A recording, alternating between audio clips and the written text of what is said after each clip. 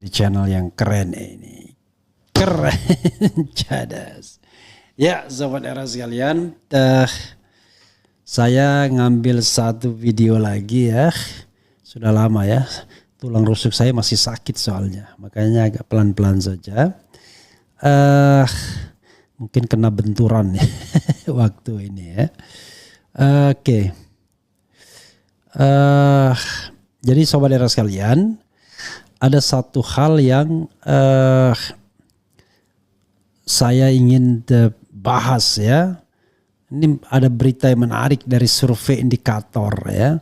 Tapi survei itu sendiri memang tinggi sekali biasnya, karena persepsi soal puas dan tidak itu dibentuk oleh apa. Tapi persepsi itu bukan kinerja loh ya. Ya, jadi kinerja sama persepsi harus dibedakan. Karena seperti misalnya sebelum saya membahas Mayor Teddy ya. Ini misalnya dari Tempo, bantuan sosial penopang kepuasan publik 100 hari kabinet Prabowo. Ada cover Tempo Fajar nasional 100 hari kabinet Prabowo puas dengan bansos ya. Jadi kita lihat ya. Coba kita bacakan ya. Bantuan sosial penopang kepuasan publik 100 hari kabinet Prabowo. Bantuan sosial mendorong publik kepuasan publik dalam 100 hari kabinet Prabowo. Ada risiko fiskal dan ancaman terhadap demokrasi. Itu yang harus kita pahamkan ya, harus kita pahami ya. Jadi ada risiko fiskal dan ancaman terhadap demokrasi. Karena apa? Karena yang terjadi yang diambil adalah popularitas, tetapi tidak esensinya. Oke, bagaimana dengan Mayor Teddy ini ya? Ini survei indikator, Mayor Teddy jadi menteri dengan tingkat kepuasan teratas. Makanya saya ngakak menteri. Oke, kita akan lagi spill lagi soal Mayor Teddy jadi ya. Ini bukan soal suka atau tidak, tetapi ini kita bagaimana bernegara. Bernegara itu ya harus ada patuh pada undang-undang. Apalagi presiden sudah bersumpah. Tapi kalau mau seenak udelnya saja ya sudah, ya udahlah ya, nggak ada masalah ya. Nah, liputan6.com Jakarta, Indikator Politik Indonesia IP merilis survei tingkat kepuasan publik terhadap kinerja para menteri di Kabinet Merah Putih dalam 100 hari pertama. Hasilnya nama Sekretaris Kabinet Seskap Mayor Teddy Indrawijaya masuk dalam barisan menteri dengan tingkat kepuasan tertinggi dalam penilaian masyarakat. Mayor Teddy berada di urutan kedua dengan 90,1%. Mayor Teddy berada di belakang Menteri Agama Nasaruddin Umar 92,8%. Bunyi hasil survei IP seperti dikutip dari keterangan tertulis di Jakarta. Menurut founder dan peneliti utama Indikator Politik Indonesia IP, Burhanuddin Muhtadi, tingginya kepuasan publik terhadap Mayor Teddy disebabkan yang bersangkutan memiliki popularitas yang tinggi karena mengikuti seluruh rangkaian kerja Presiden Prabowo. Yang kemudian kita tanyakan, ini sekretaris kabinet atau sebenarnya ajudan sih? Ini mohon maaf ya. Mayor Teddy itu populer di kalangan pendukung Prabowo juga karena berkah mendampingi Prabowo kemana-mana, kata Burhan saat siaran daring melalui kanal YouTube Senin. Ya. Survei nasional Indikator Politik Indonesia ini dilakukan dalam periode 16-21 Januari 2025, menempatkan 1.220 responden dengan tingkat kepercayaan mencapai 95%. Burhan menambahkan kedekatan Mayor Teddy dengan Presiden Prabowo sudah terjalin ketika masih menjadi Menteri Pertahanan. Karenanya ketika tingkat kepuasan publik terhadap kinerja atau approval rating terhadap Prabowo Subianto tinggi, maka juga berdampak positif terhadap orang di sekitarnya termasuk Mayor Teddy. Ketika approval rating Prabowo tinggi, berdampak pada Teddy tentu saja berbeda ketika approval rating Prabowo turun, ucap Burhanuddin Muhtadi. Jadi apa yang mau diharapkan? Alasan lainnya, Burhan melanjutkan, Mayor Teddy populer di kalangan generasi muda dan perempuan. Spekulasinya mungkin alasan ketampanan. Teddy anak muda berkaitan dengan kecenderungan anak muda yang terkoneksi dengan sosial media, katanya. Burhanuddin juga menilai latar belakang militer Mayor Teddy menjadi alasan pendukung. Apalagi Mayor Teddy kerap mengikuti pendidikan militer dan keterampilan lain. Tak kalah penting, Mayor Teddy juga paling bisa menerjemahkan kemauan presiden. Ini berdampak pada tingginya kepuasan publik, kata Burhanuddin. Selain itu, dalam Temuan indikator Mayor Teddy juga masuk dalam jajaran menteri dengan kinerja paling baik. Mayor Teddy berada di urutan kelima. Di posisi pertama ada Menteri BUMN Erick Thohir. Lalu Menteri Keuangan Sri Mulyani, Menteri Koordinator Bidang Infrastruktur dan Pembangunan Kewilayahan Agus Harimurti Yudhoyono, juga Nasaruddin Umar. Sebagai informasi, berikut 5 besar Menteri Kabinet Prabowo Gibran dengan kepuasan kinerja tertinggi. Jadi bagaimana menilainya ya? Misalnya AHY sebagai Menteri Koordinator, kan susah sebenarnya apa yang dihasilkannya. Atau Erick Thohir misalnya, gebrakan apa yang dilakukannya dalam 100 hari kemudian menjadi kinerja terbaik. Maka saya mengatakan biasnya survei seperti ini. Karena terus terang saja saya saja misalnya disuruh untuk menilai 100 menteri Prabowo ini nggak bisa menilainya. Karena saya tidak memiliki perangkat yang luar biasa. Kalau mau ngisi ya paling nanti kita akan isi apa yang kita ingat ya. Jadi bias ya, kecuali mengenai persepsi mengenai satu orang. Anda bisa bayangkan mengadakan survei nanya dengan orang-orang yang nggak paham semua, mendengarkan saja enggak, tahu saja enggak apa tugasnya ya. Saya aja AHY nggak paham itu Menteri Koordinator bidang apa, belum familiar di dalam kita. Bagaimana kemudian orang kemudian tiba-tiba puas dengan kinerjanya, kenal saja enggak. Jadi biasnya banyak sekali, ya kan? Biasnya. Kecuali kalau dinilai itu satu-satu. Bagaimana Anda menilai AHY misalnya? Nah itu aja. Ya, jadi 1.220 orang tuh menilai AHY doang. Nah itu barangkali bisa lebih dalam. Tapi kalau 1.220 orang itu disuruh menilai 100 orang menteri, Allahu Akbar ya. Atau 46 menteri, Allahu Akbar. Nah, kembali ke Mayor Teddy tadi ya, kan rasanya tidak ada orang yang protes ya soal pengangkatan Mayor Teddy ini kecuali Refli Harun ya. Saya udah bilang ya, saya tidak peduli Mayor Teddy diangkat jadi sekretaris kabinet, diangkat jadi menteri, mau jadi menteri koordinator pun nggak ada masalah. Yang paling penting adalah tidak melanggar undang-undang. Karena undang-undang TNI jelas ya 34 2004 kalau dia setingkat menteri ya wajib pensiun. Ketika diprotes ternyata dikatakan Mayor Teddy itu hanya setingkat eselon 2. Loh eselon 2 malah kemana-mana ngikutin presiden ya kan. Jadi dia bisa lompat, eselon 1 dia lompati, menteri sekretaris negaranya dilompati. Dan dia acting sebagai ajudan, orang dekat ya. Jadi ya saya hanya ingin mengatakan bahwa bernegara itu harus benar. Kalau mau sembarangan ya silahkan saja. Tapi kalau kita kembalikan lagi kepada undang-undangnya, jelas undang-undang melarang perwira aktif ya duduk sebagai menteri di jajaran kabinet. Apakah indikator salah? Indikator tidak salah.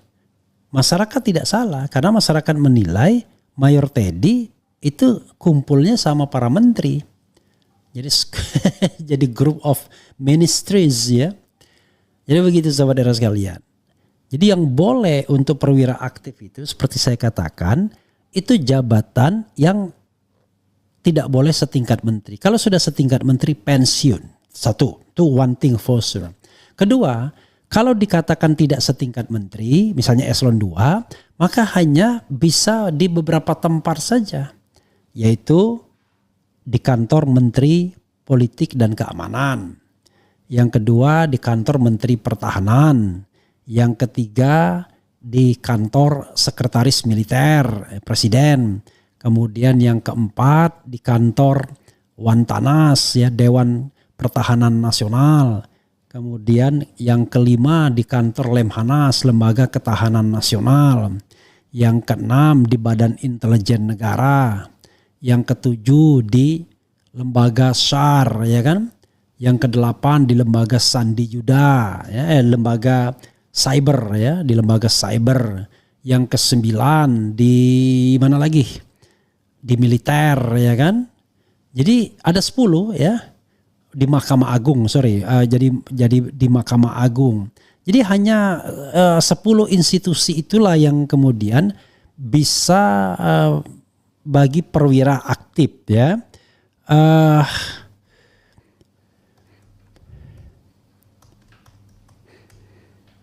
Jadi di Undang-Undang Nomor 34, saya ulangi lagi biar kita tidak salah ya, pasalnya itu saya lupa pasal, kalau tidak salah pasal 7 ya.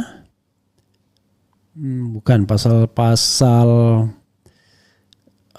pasal 30-an atau pasal berapa puluhan gitu. Jadi memang tidak boleh sembarangan untuk. Itulah sebabnya kemudian ada larangan bagi rangkap jabatan atau dwi fungsi TNI. Tapi itu yang mau dinaikkan lagi. Jadi hal yang nggak benar ini mau dinaikkan lagi ya.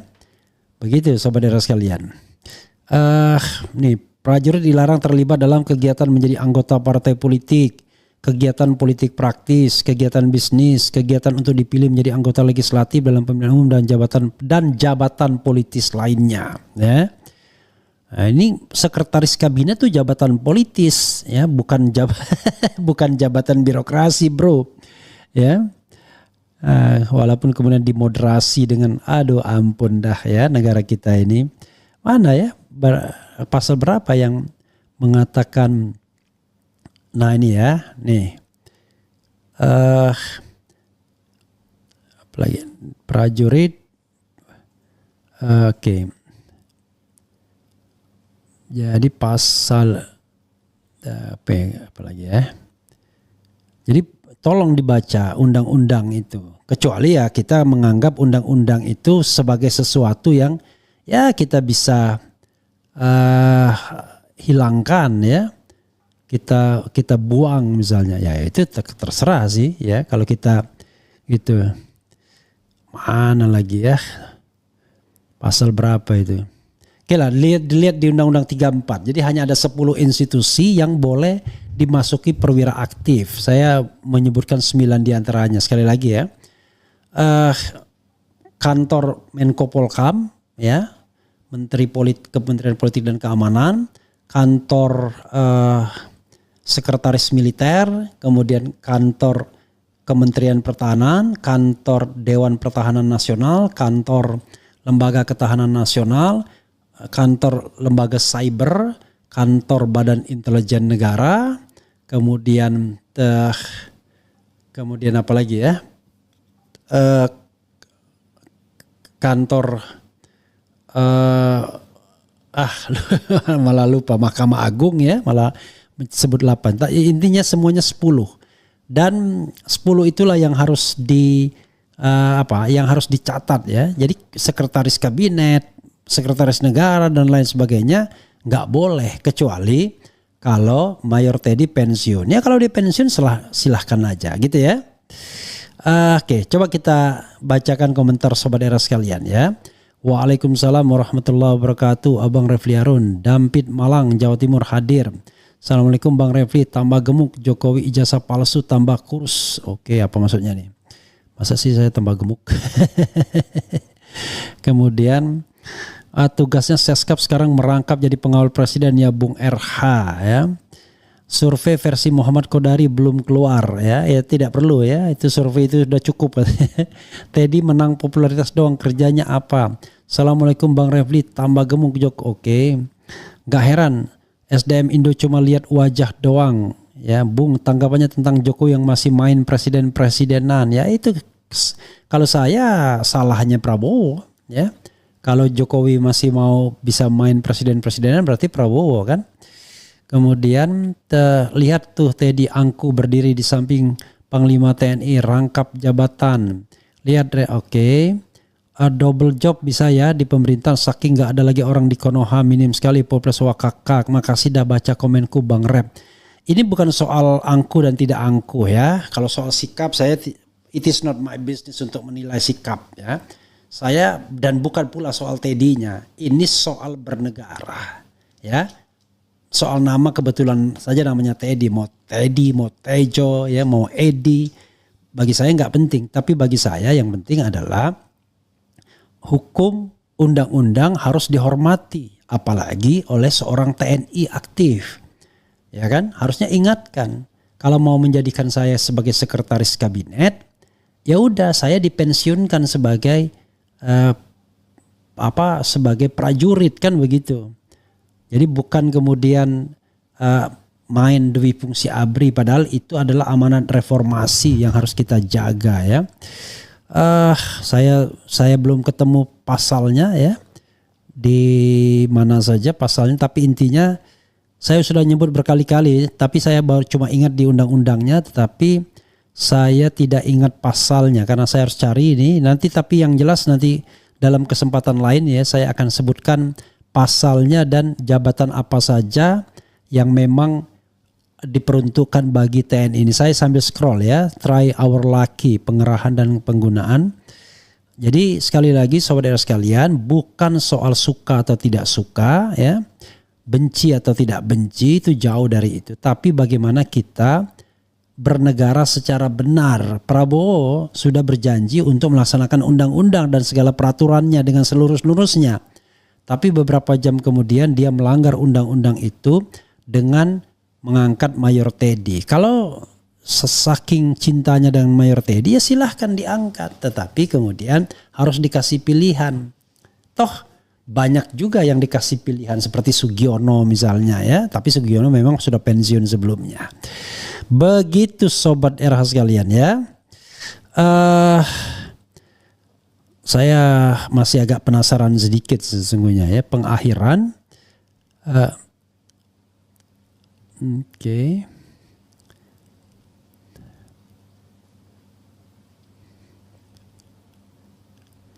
Hak prajurit, oke. Jadi yang seperti ini seorang TNI yang paling progresif sekalipun tidak menentang yang namanya dwi fungsi itu. Padahal dwi fungsi inilah yang bisa merusak kita ya. Itu saja sobat RH sekalian. Mudah-mudahan nanti kita akan ketemu ya pasalnya. Saya lupa pasal berapa.